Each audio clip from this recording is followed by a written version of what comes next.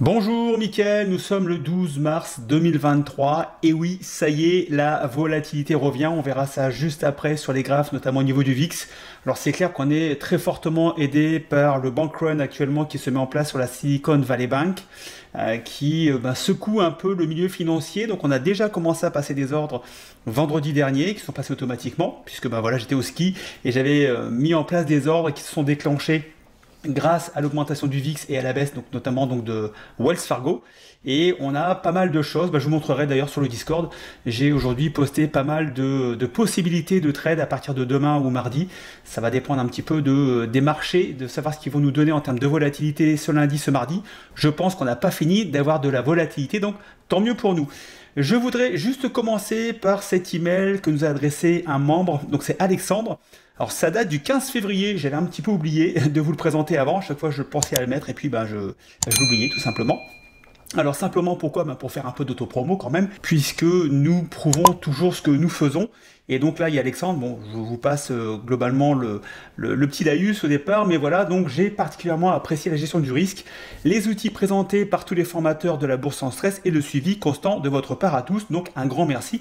Écoute, merci Alexandre à toi de nous avoir fait confiance.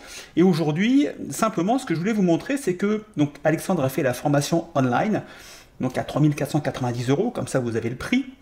Et donc il a commencé cette formation au mois d'octobre, donc il a commencé à mettre ses premiers ordres au mois de novembre en place, donc 61 $, donc c'est normal, il y a un petit temps, il y a une inertie à mettre en place avec les options, donc c'est un petit peu logique qu'au début les premiers mois sont pas super importants en termes de primes, donc 61 $ le premier mois, 500 $ le deuxième mois quand même tout de suite, et puis donc 168 en janvier, 473 en février, et donc en mars, côté on aura ça la semaine prochaine, puisque on aura le troisième vendredi donc pour les échéances, donc la semaine prochaine. Aujourd'hui, qu'est-ce qu'on peut constater? C'est qu'on a 567 $ sur 2022. Les deux premiers mois de 2023 ont remporté 1641 $, c'est-à-dire un peu plus de 2200 $ à la louche, ce qui veut dire qu'en à peine 4 mois, il a remboursé plus de 50% de sa formation. Donc est-ce que ça marche? Écoutez, oui, la preuve, ça marche. Si vous voulez également nous rejoindre sur une formation online, écoutez, alors pour l'instant ça bloque un petit peu au niveau du site internet puisque je suis en refonte totale. Le nouveau site devrait sortir, j'espère, en tout début de semaine. Donc si ça bloque un petit peu, pas de problème, juste un peu de patience, vous devrez avoir le nouveau site en ligne assez rapidement. Et là, vous pourrez donc aller sur les formations options et puis prendre rendez-vous, puisque vous savez maintenant qu'à chaque fois que vous voulez prendre une formation option, aussi bien en présentiel, donc qui aura lieu d'ailleurs du 1er au 4 avril, prochain à Paris et Roissy, ou online, je passe toujours par un entretien préalable de 30 minutes, 1 heure pour valider des points avec vous. Ça, j'y tiens absolument, puisque ça me permet de valider pour savoir si cette formation répond absolument à vos besoins. Voilà, j'ai terminé l'autopromo et je vous retrouve tout de suite pour l'analyse du marché US. Alors, que nous dit le marché américain? Écoutez, de très bonnes nouvelles pour nous. Enfin, on a de la volatilité. On attendait ça depuis quasiment le mois de novembre. Donc il faut être patient parfois avec les options. Et là, c'était vendredi, on a eu un pic à plus de 28, donc ce qui a permis de déclencher des ordres que j'avais en attente. Et là, le gros avantage, c'est que vous voyez qu'on clôture au-dessus de la 200. On a bien cassé ici cette zone de congestion. On était bloqué entre les 18 et les 23. Donc là, on est monté jusqu'à quasiment 29, 28,89. Et là, on clôture au-dessus de la 200. Donc j'espère qu'on va rester dans cette zone ici, au-dessus des 23, 24, 25, voire peut-être un peu plus. Ça va nous permettre d'aller chercher de la prime, toujours bien sûr en contrôlant notre risque, puisque la première chose qu'on regarde, nous, en bourse, avant de placer des ordres, c'est le risque que l'on prend avec donc les positions que l'on met sur le marché. Donc au niveau du VIX, pour l'instant, plutôt une bonne nouvelle. J'espère qu'en début de semaine, on va rester assez au-dessus de ces niveaux-là, au-dessus des 24-25, pour pouvoir continuer à placer des ordres. Je vous montrerai tout à l'heure le Discord, puisque j'ai fait un peu de devoir pour les membres donc de la formation online et également présentielle, puisque quand vous faites la formation, vous avez le droit à accès à un Discord. Puis là, j'ai mis pas mal d'idées de trading que l'on va regarder en début de semaine. Alors, au niveau du VIX, donc on vient de voir. Au niveau du Dow Jones, là, qu'est-ce qu'on voit? On est sorti de la zone de congestion par le bas ici, donc on a cassé, donc jeudi, on est venu clôturer en dessous de la 200 et vendredi on est venu confirmer et là on vient prendre support sur l'ancienne résistance du canal baissier. Au niveau du Momentum RSI MACD, vous voyez qu'on est quand même bien bas, donc il se peut qu'on puisse avoir un rebond voilà, peut-être lundi, mardi, et après repartir à la baisse, ou est-ce qu'on va carrément baisser, puisque les nouvelles seront peut-être pas bonnes, avec donc cette histoire de crise qui pourrait peut-être être une crise systémique au niveau des banques, j'y crois pas trop, mais bon, pourquoi pas. Donc on pourrait, pourquoi pas, ici, casser cette ligne de support et retourner ici dans le canal baissier, on verra ça en début de semaine. Au niveau du S&P 500, là c'est un petit peu plus problématique, puisque vous voyez que là, on a aussi cassé donc la 200. C'était jeudi, vendredi on a bien confirmé, et là par contre on a réintégré, ici on s'était arrêté jeudi sur la résistance, l'ancienne résistance du canal baissier qui était devenu un support, le support a lâché. Je pense qu'il y a encore du potentiel de baisse. Pour moi l'objectif premier c'est d'aller chercher les 3760 en gros, et puis bah, là si ça casse, après bah, c'est les 3490, 3500 à peu près, ce qui nous ferait encore une baisse, on va aller voir ça tout de suite. On va aller calculer ça ensemble, ce qui nous ferait potentiellement une baisse d'à peu près une dizaine de pourcents. Bah, écoutez, avec un risque comme on a vu avec la Silicon Valley Bank, 10% sur les marchés avec une grosse peur, on peut très bien aller chercher ça en quelques séances. Donc pourquoi pas, donc à surveiller en début de semaine pour le S&P 500. Au niveau du QQQ, donc là on est sur le bas de la zone de congestion. Pareil, là on a cassé la 200, on a cassé la 50. Il y a encore du mou ici au niveau du momentum pour aller chercher des baisses supplémentaires.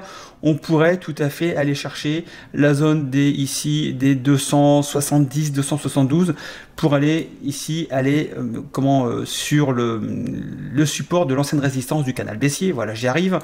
Donc potentiel de baisse. Vous voyez qu'au niveau des graphes pour l'instant, on est quand même plutôt sur une confirmation baissière de très court terme.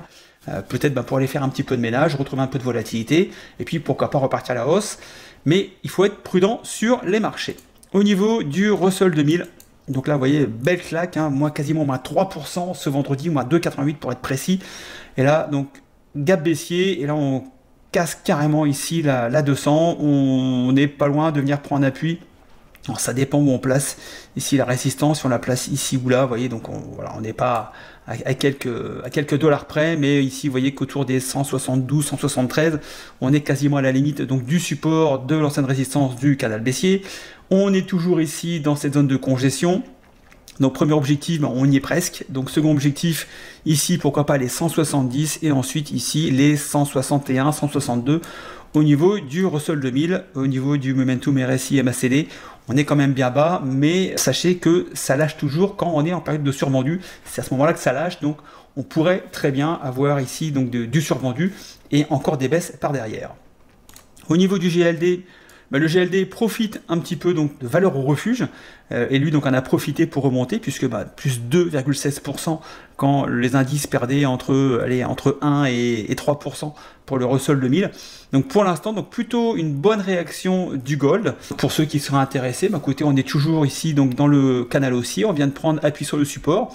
Peut-être une idée pour rentrer sur le GLD.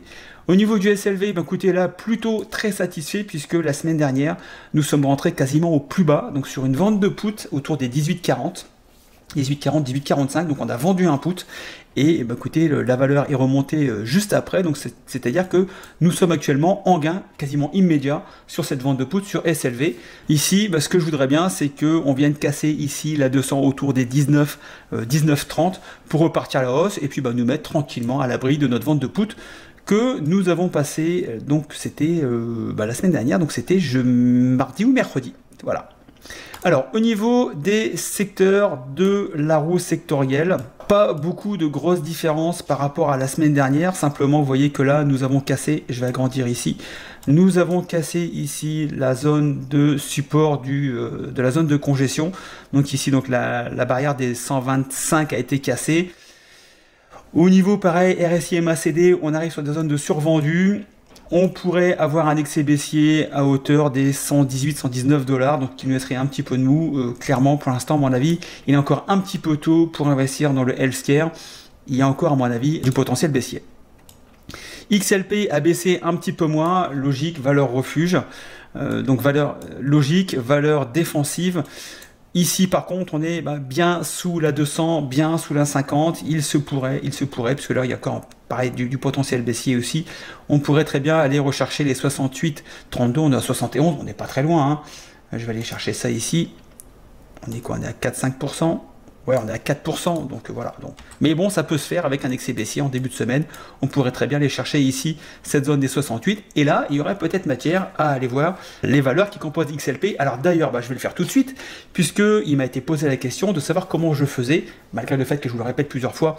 Mais voilà, c'est la répétition et mère d'apprentissage, mère de savoir, je crois d'ailleurs, c'est comme ça qu'on dit. Donc ce que je vous propose maintenant, c'est de voir comment je fais pour trouver des valeurs qui superforment leur indice de référence.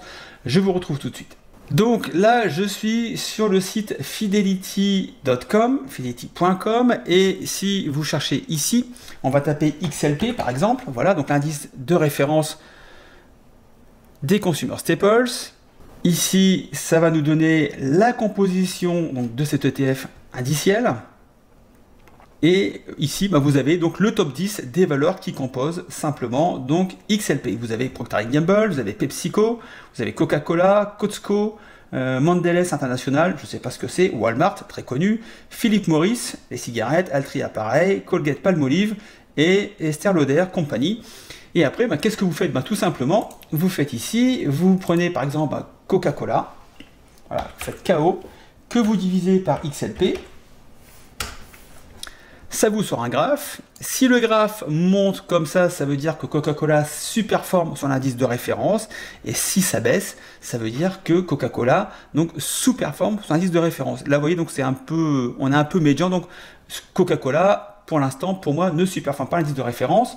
On va aller en chercher une autre. On va prendre Walmart. On va aller voir sur Walmart. Donc on va faire WMT que je divise par XLP. Voilà. Je fais entrer. Et là, vous voyez, pareil. Donc là, pour l'instant, pour moi, Walmart ne superforme pas XLP. Lequel on va faire? On va faire MO. Allez, on va aller faire Altria. Enfin, vous avez compris le principe. Là, je vais faire MO. Voilà. Que je divise par XLP. Donc là, vous voyez que c'est exactement pareil. Pour l'instant, MO ne superforme pas XLP. Vous pouvez faire ça avec d'autres secteurs. Si je prends XLF, par exemple. Voilà, vous prenez XLF. Si ici, on revient et que l'on tape XLF, vous allez avoir, voilà, donc on est sur les fonts, vous allez ici sur composition, et vous allez avoir le top 10 des valeurs qui composent XLF. Donc on a JP Morgan, on a Bank of America, Wells Fargo, donc je pense que là, si on va voir, à mon avis, on va être en baisse. Donc qu'est-ce qu'on fait? On va taper Bank of America, que je divise par XLF. À mon avis, ça va pas être joli. Eh ben oui, logique. Donc là, clairement, vous voyez que dans ce cas précis, Bank of America sous-performe complètement son indice de référence qui est XLF. Voilà, donc j'espère que ça va vous servir pour trouver des valeurs qui surperforment ou sous-performent leur indice de référence. Je vais revenir sur... Donc, on était sur XLP. Voilà, donc sur XLP, donc j'avais déjà fait l'analyse. On va aller sur XLU, le domaine des utilities. Qu'est-ce qu'on s'aperçoit? Là, qu'on avait un joli canal haussier, qu'on a cassé ce canal haussier il y a maintenant un petit peu plus d'un mois, c'était oui, un mois et une semaine, que là, on a la 200 qui part à la baisse, on a la 50 qui part à la baisse, et là, vous voyez qu'on est quasiment sur une zone ici très connue des 63,50 $.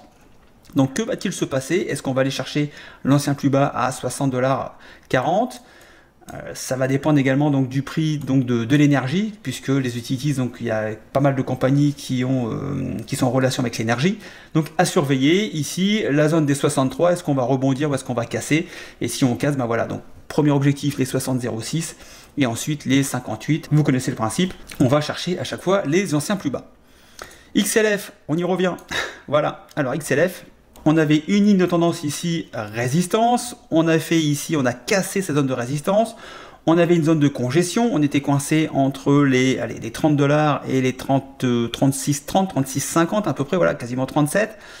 Donc là, on est venu taper la résistance de la zone de congestion. Et puis là, balaboum, là ici, en une semaine, vous voyez qu'on s'est pris, si je passe en weekly, voilà, ça fait quand même une sacrée bougie baissière. Alors là, ici, si je passe en weekly, vous voyez, donc c'est toujours bien d'aller voir des time frames un peu plus importantes. Vous voyez que là, on s'approche de la 200 semaines. Donc, support relativement important. Au niveau des bancaires, donc là, j'ai remonté sur le Discord. Je vais vous le montrer tout de suite.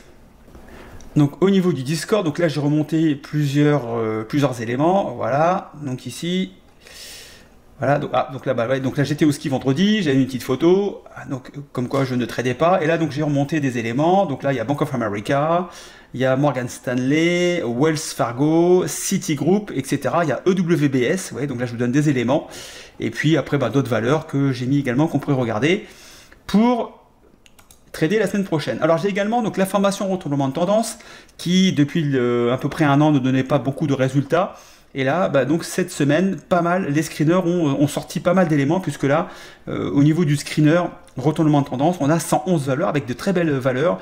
On a Western Union, on a donc ici une biotech, INO. Donc là, alors à faire attention au niveau des biotech, j'explique d'ailleurs dans la formation comment prendre position.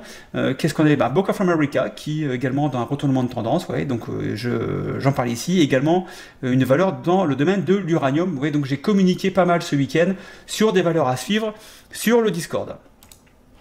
Alors, je reviens ici aux différents secteurs donc de la roue sectorielle. Donc vous voyez qu'au niveau des financières, voilà, donc on a une belle correction cette semaine. Est-ce que c'est le moment de rentrer en début de semaine prochaine? Écoutez, on va attendre lundi, mardi, voir un petit peu comment réagit le secteur par rapport donc à cette fameuse faillite donc de la Silicon Valley Bank. Mais à mon avis, il y a des choses à faire. Voilà, enfin, je pense que nous, on va faire des choses. Allez, je reviens ici en daily. XLK, le domaine de la technologie. Alors là, par contre, je vais surveiller également puisque dans cette fameuse banque donc, qui, à mon avis, va fermer assez rapidement, il y a beaucoup de sociétés de la tech qui ont leurs fonds dans cette banque. Donc voir comment ça va être géré, puisque les fonds sont bloqués, enfin la banque est fermée, donc les fonds sont bloqués, ça veut dire au niveau des salaires assez compliqué. Alors à savoir qu'on est le 12 mars, les employés sont payés toutes les semaines, les cadres sont payés tous les 15 jours, ça veut dire que normalement, là, les gars, ils devaient être payés ce week-end. Je ne sais pas du tout comment ça s'est passé. Donc à surveiller, puisque peut-être que certaines boîtes technologiques pourraient être mises à mal avec la fermeture de cette banque où beaucoup de boîtes technologiques avaient leurs fonds dans cette banque. Donc à surveiller au niveau du domaine technologique. Vous voyez que là, donc, on est sur un canal haussier. On vient reprendre appui ici. On a une convergence de support entre les 132, 134, 135 ici. Donc à voir la réaction des cours sur les 132. Donc à surveiller le domaine technologique. Il y aura peut-être des choses à faire également. XLB, les materials, forte correction, je vous l'avais dit la semaine dernière, on était sur une zone de résistance ici autour des 84,22 et on s'est fait rejeter. Ouais, donc ici on est monté légèrement à 84,57 et là, badaboum, on s'est fait rejeter quasiment toute la semaine. Si je pars en weekly, vous voyez que voilà, donc la belle bougie baissière, donc une belle englobante baissière hein, qui nous prend quasiment 1, 2, 3, 4, 5, 6, 7, 8, 9, 10 semaines. Quasiment 10 semaines de stagnation, donc effacé sur une seule semaine, c'est relativement important. Donc pareil, on peut aller chercher des valeurs et puis voir s'il y a des choses à faire. Là, ce qui me plaît bien sur les matériaux, c'est que là, on vient ici prendre support sur la 200.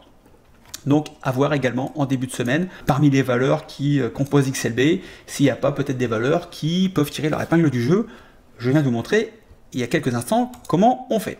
Le domaine des Consumer Discretionary, là, pareil, vous voyez, ça baisse. On est venu ici faire un petit head fake au-dessus de la 200, et puis là, on repasse en dessous de la 200. Là, vous voyez, donc toute la semaine, si je passe en weekly, pareil, belle bougie. Donc là, on vient ici prendre appui sur l'ancienne résistance du canal baissier qui sert de support. Est-ce qu'on va réintégrer le canal baissier ou est-ce qu'on va se servir de support pour repartir à la hausse? La réponse la semaine prochaine. XLI, le domaine industriel. Donc là, on est venu ici prendre contact sur la résistance de la zone de congestion, rejet également, oui, hein, vous avez vu que toutes les valeurs sont en baisse, donc l'industrie ne fait pas exception. Donc là, gros rejet également au niveau donc, de la résistance de la zone de congestion. Objectif, les 97,40, on est à 99, donc on est vraiment très proche, à peu près à 2%. Et là, on va surveiller, est-ce qu'on va aller chercher ici la 200 autour des 95, si le marché continue à corriger, ou est-ce que, voilà, on va venir gentiment prendre appui sur le support et puis ensuite repartir dans ce range entre les 97 et les 105, 106, 104, 103, voilà, 103,22. XLE, le domaine de l'énergie. Voilà, donc toujours confiant. On n'a pas pris de position sur l'énergie pour l'instant, puisqu'on est toujours un peu dans une phase de correction.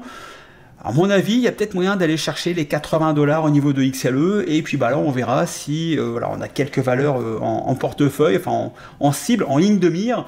Et puis dès qu'on aura atteint les 80, on verra si on rentre quelques valeurs. Alors, en sachant qu'on ne va pas tout rentrer en même temps, on prendra peut-être une, deux positions.